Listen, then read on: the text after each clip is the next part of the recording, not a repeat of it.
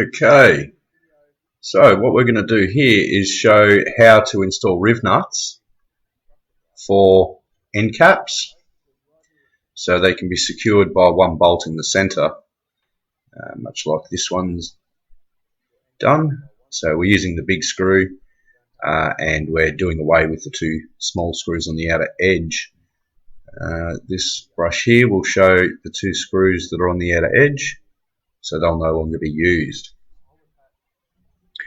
Okay, so if you're not familiar, we'll do the side-to-side handle as well.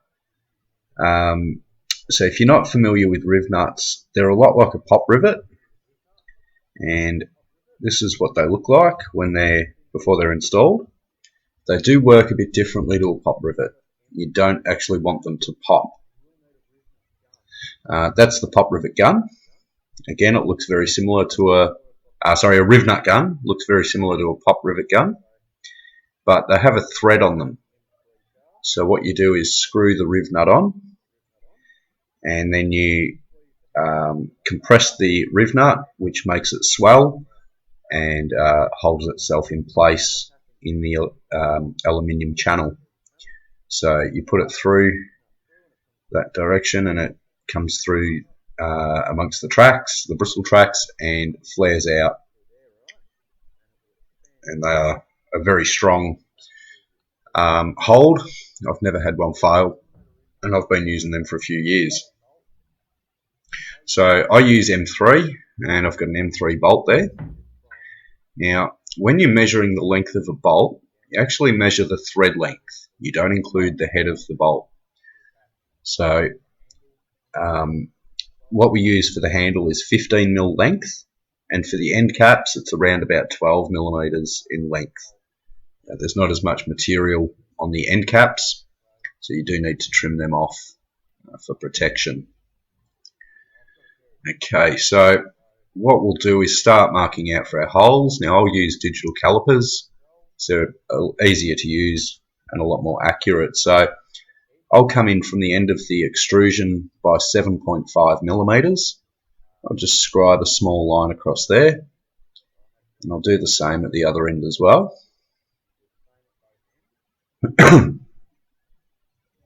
Okay, now I drill the holes by a two-step process. The riv nut requires a 5mm hole, but I'll actually start with a 3mm hole. The reason I do that is I need to be able to transfer the hole from the extrusion to the end cap. Now that there is where the holes are already in place for the side-to-side handle, so we want to make sure we stay on that same track. If we put it in the plumbing track, we can't run plumbing for the end caps, and if we go in a bristle track, then obviously we can't run a bristle in that track. So you just got to make sure that you're putting your hole on the same track that the handle's mounted to. Make sure it's nice and center on that track, and drill the 3mm hole. And I always do one and then check and make sure everything's worked as I want it to, and also make sure that I am in the right track. So we'll drill out that other end.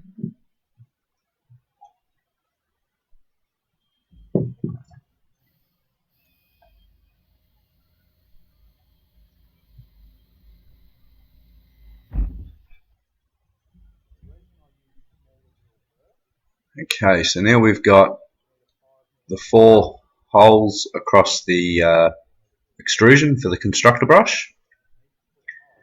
So now what we need to do is transfer it so that we get the 3rd hole in the end cap. And that's where the bolt will go through in the end product and secure it to the channel. So what I'll do is just grab the end cap, make sure I put it on the right way. By that I mean that the plumbing tracks line up with the end cap. And I'll put the 2 little screws back in. This is the last time they'll go into a brush. And I do that to make sure that when I drill through from the extrusion into the end cap, I get it in exactly the right place, and it makes sure that that end cap sits flush to the extrusion, and there's no play in there. that could create a weakness. So what we'll do now is just drill that hole straight through into the end cap. And just take your time, don't force the drill bit through, just let the drill bit do its work, because you are drilling through into some thin plastic.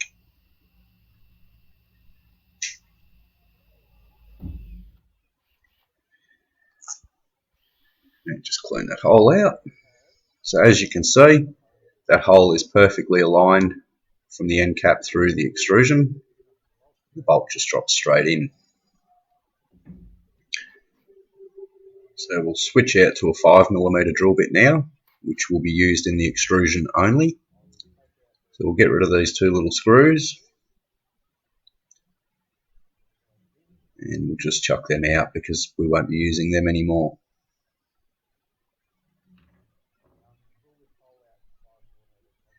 Okay, so we'll open out all those holes to 5mm, which is quite a quick process because we've already drilled a 3mm pilot hole.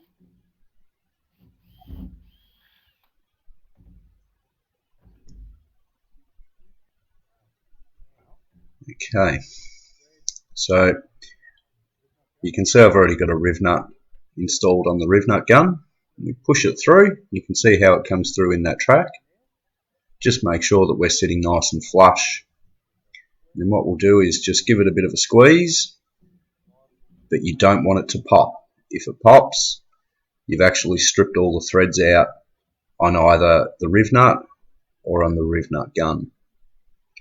So you do give it a squeeze and then unscrew the riv nut gun. And we have one riv nut installed. You can see how it's swelled out there. So that's not going to push out at all, or pull out rather.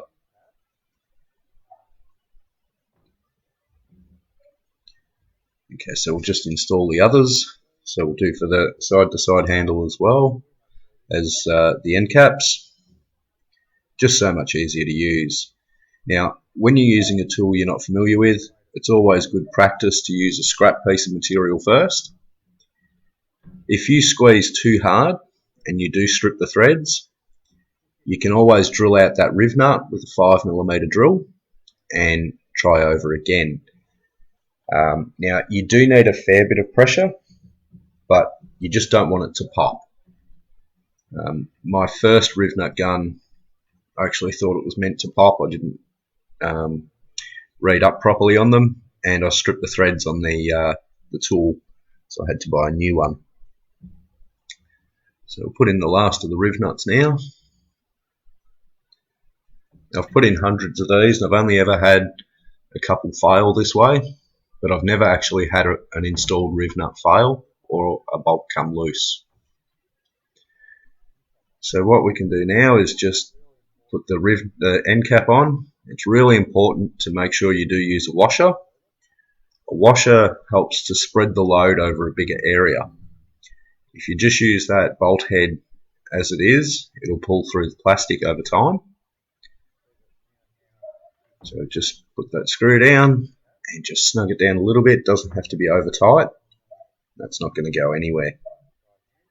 So we'll do the same with the side-to-side handle. Again, make sure you use a washer just to spread that load over a greater area.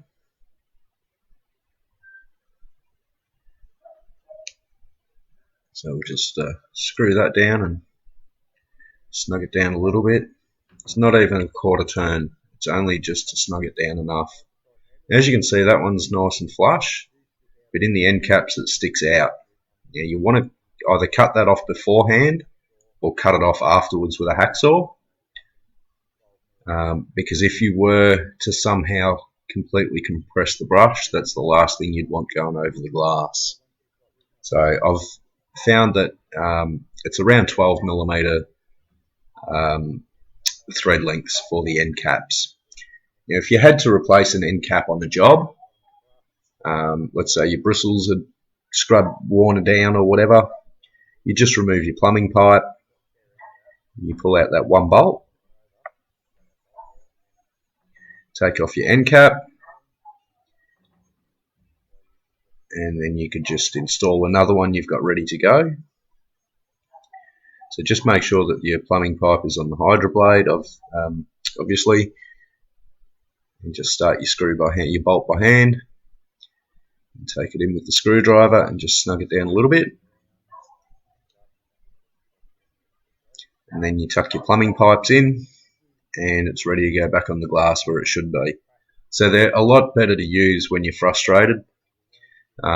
But yeah, with the riv nut gun, just practice first and make sure that you don't actually pop the threads.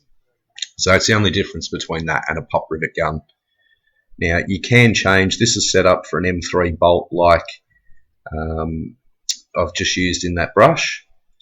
Now I will mainly use M4 as my main bolt, or M6, M8. So that just screws out of the gun and you can change to different sizes, but you want to make sure with the constructor brush that you do use the M3 and it doesn't cause any fouling of the bristles in the other tracks that way.